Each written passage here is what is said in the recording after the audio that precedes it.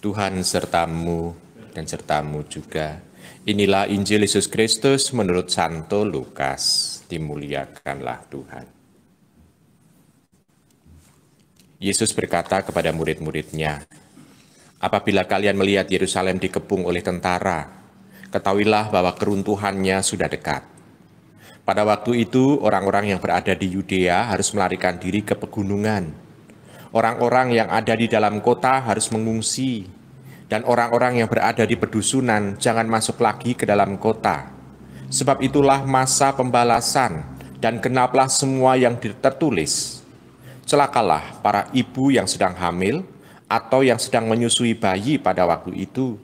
Sebab kesesakan yang dahsyat akan menimpa seluruh negeri, dan murka akan menimpa bangsa ini.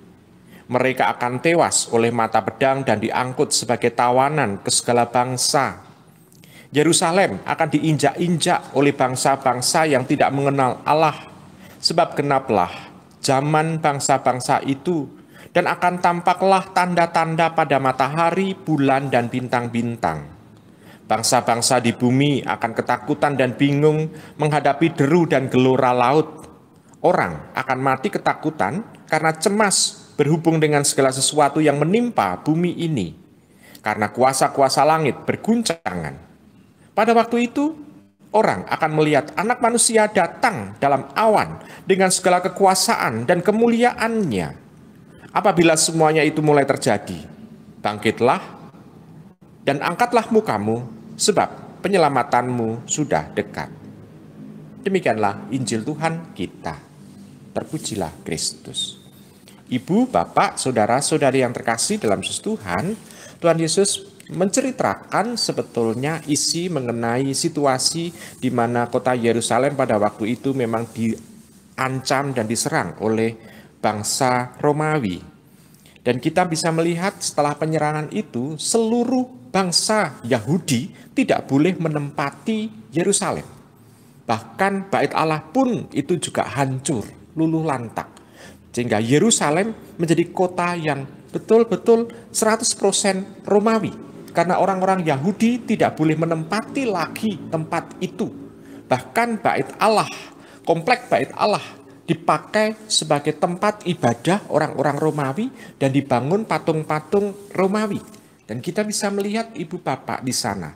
Keruntuhan Yerusalem sebagai ibu kota agama Yahudi runtuh sama sekali. Sehingga yang selamat adalah mereka yang dikatakan di dalam kitab suci ini, mereka yang ada di pegunungan, mereka yang mengungsi ke tempat yang jauh, mereka yang sungguh-sungguh bisa keluar dari Yerusalem. Nah, dengan demikian itu gambaran bagaimana istilahnya itu kekacauan, katastrof, atau istilahnya itu situasi di mana orang-orang itu seolah-olah hanya mencari keselamatan untuk dirinya sendiri karena situasi menakutkan. Nah, Tuhan Yesus mau mengatakan bahwa hanya satu yang bisa diandalkan adalah kehadiran Anak Manusia yang bisa menyelamatkan. Anak Manusia itu adalah dirinya sendiri sebetulnya. Dan dia sebetulnya mau menggambarkan juga Tuhan Yesus bahwa nanti akhir zaman juga seperti itu. Zaman akhir di mana nanti kiamat juga Anak Manusia itulah yang akan menyelamatkan mereka. Ibu, bapak, saudara yang terkasih.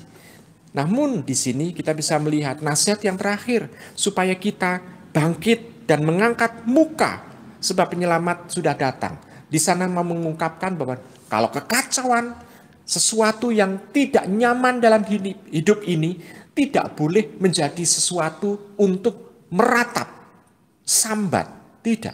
Tetapi harus bangkit, harus mengangkat muka. Karena di dalam iman kita percaya bahwa ada Tuhan yang mau menyelamatkan kita. Dan di situ mau mengungkapkan bahwa dalam hidup beriman itu tidak ada alasan sedikit pun kendati ada penderitaan di dunia ini. Sehingga kita bisa melihat dampaknya adalah pada saat kehancuran Yerusalem itu, gereja sungguh bisa tersebar kemana-mana.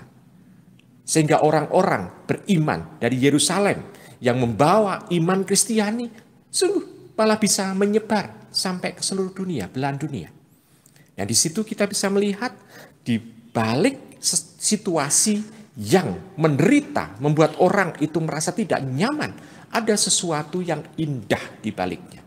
Dan kita hanya bisa menangkap dengan kacamata iman. Maka di sini Tuhan Yesus mengajak kepada kita supaya iman kita bukan iman karena ketakutan, tapi iman karena optimistik. Ada harapan di tengah. Sehingga kalau mengimani Tuhan bukan karena takut kepada Tuhan semata, tetapi karena Tuhanlah yang menjadi harapan satu-satunya yang bisa menyelamatkan kita. Ini yang diharapkan ada dalam diri setiap orang beriman. Sehingga semua duka cita, penderitaan, tantangan, hambatan yang ada di dalam kehidupan orang beriman itu justru menjadi semacam pemicu bagi kita untuk tetap bangkit. Penderitaan, sekali lagi, hanya diderita oleh fisik saja. Tetapi hati, jiwa ini kita persembahkan kepada Allah. Maka kita akan mengalami kebebasan dan kemenangan yang sejati.